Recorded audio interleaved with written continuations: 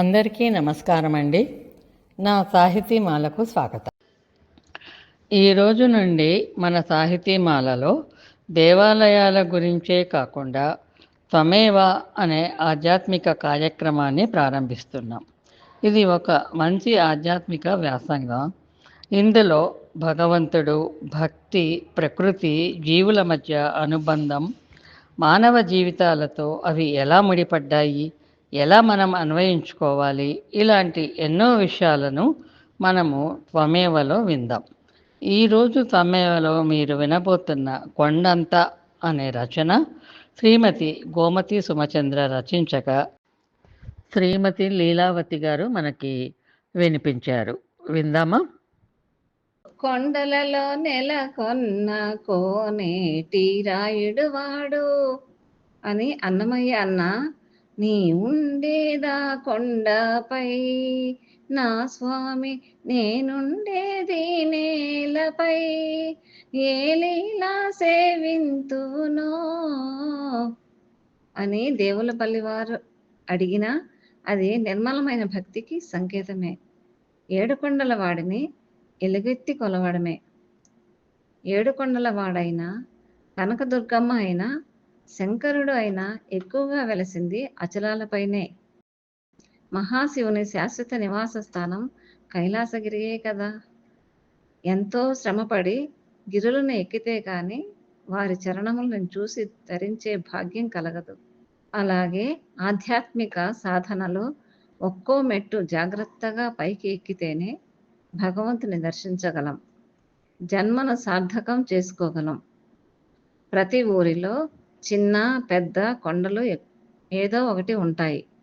లోకానికి వెలుగునిచ్చే సూర్యభగవానుని స్వాగతిస్తూ ఉదయాద్రిగానో, కర్తవ్య నిర్వహణలో అలసిన భానుడిని ఒడిలో లాలిస్తున్న పశ్చిమాద్రిగానో కొండలే కనబడతాయి. కొండలు పైకి కఠినంగా కనపడినా అరుదైన సంజీవని వంటి ఔషధాలకు జన్మనిచ్చిన తల్లి గర్భాలు కూడా. రామరావణ యుద్ధ సమయంలో హనుమ పర్వతాన్ని మోసుకెళ్ళింది ఈ సంజీవిని కోసమే.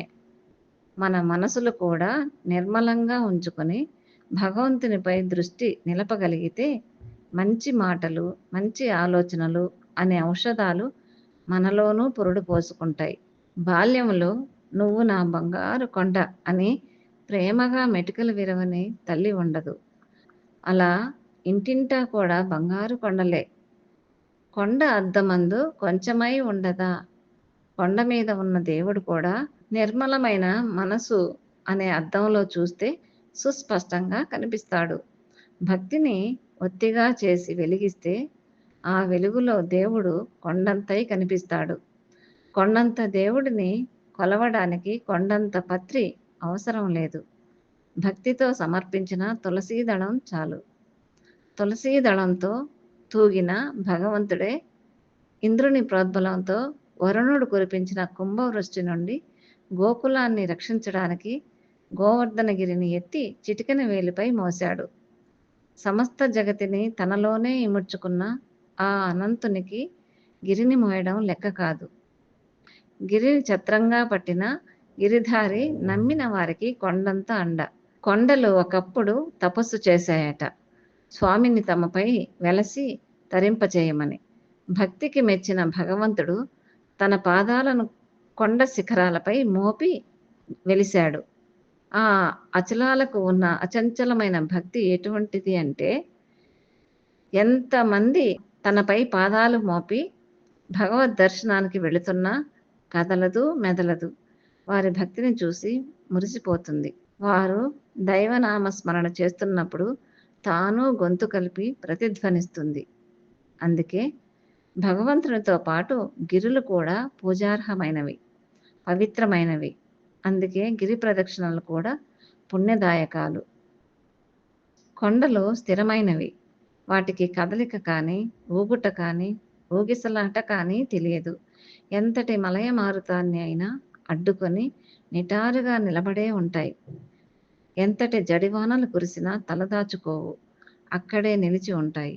సూర్యుని ప్రతాపాన్ని సహిస్తాయి.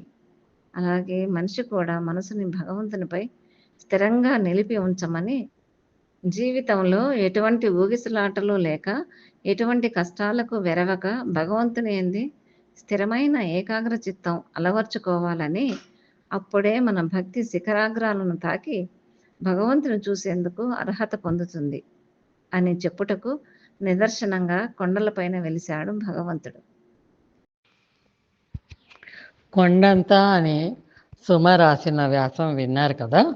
ఈ వ్యాసం విన్నాక నాకు పర్వతాల నుండి మరో సుగుణం గుర్తొచ్చింది. అదేంటంటే, మేరు పర్వతం కంటే తానే ఎత్తైన వాడినని నిరూపించుకోవాలన్న అహంకారంతో వింధ్య పర్వతం ఆకాశాన్ని తాకేలా పెరుగుతూ సూర్యుని మార్గాన్ని అడ్డుకుంది. కాశీ నుండి దక్షిణానికి వెళ్తున్న అగస్త్య మహర్షి మార్గంలో వింధ్య పర్వతం అడ్డురాగా ఆయనను చూసి వింధ్య వినయంగా వంగి నమస్కరించగా, తను ఉత్తరాది నుండి తిరిగి వచ్చే వరకు ఇలాగే వంగి ఉండాలని వింధ్యను ఆదేశించాడు అగస్త్య మహర్షి. అలాగేనంటూ వింధ్య పర్వతం మహర్షి రాకకై ఎదురు చూస్తూ వంగి ఉండిపోయింది. మహర్షి దక్షిణాదిలోనే ఉండిపోవటంతో వింధ్య పర్వతం ఇప్పటికీ వంగి ఉండిపోయింది. అలాగా ఆత్మవిశ్వాసం ఉండాలి, కానీ అహంకారం కూడదు, ఒదిగి ఉండటం కూడా మనం నేర్చుకోవాలని మనకు ప్రకృతి నేర్పుతోంది కదా. మీరేమంటారు? చాలా బాగా వ్రాసావు సుమ. లీలావతి గారు కూడా చక్కని గళంతో పాటలు పాడి వినిపించారు. ధన్యవాదాలు. ఈ త్వమేవ కార్యక్రమం కూడా మీరు ఆదరిస్తారని, మీకందరికీ నచ్చుతుందని, మీ స్పందనలు తెలియజేస్తారని ఆశిస్తున్నాను. వచ్చే వారం మరో దేవాలయ విశేషాలతో కానీ, త్వమేవలో మరో వ్యాసంగంతో కానీ మళ్ళీ కలుద్దాం. అంతవరకు సెలవు మరి. నమస్తే. మీ మాల. ప్రతి ఆదివారం ఉదయం సాహితీమాలలో 11 గంటలకు మన దేవాలయాల గురించిన విశేషాలు, మా ఇంకో ఛానల్ ప్రభాత కమలంలో మంచి కథనో కబుర్లో ప్రతి గురువారం ఉదయం 11 గంటలకు వినండి. ప్రభాత కమలం లింక్ డిస్క్రిప్షన్ బాక్స్లో ఉంది. అది కూడా సబ్స్క్రైబ్ చేసినట్లయితే మీకు మేము పోడ్కాస్ట్ చేయగానే వస్తుంది. తప్పక సబ్స్క్రైబ్ చేస్తారు కదూ. అలాగే మీ అభిప్రాయాలను కామెంట్ బాక్స్లో షేర్ చేయండి. ధన్యవాదాలు.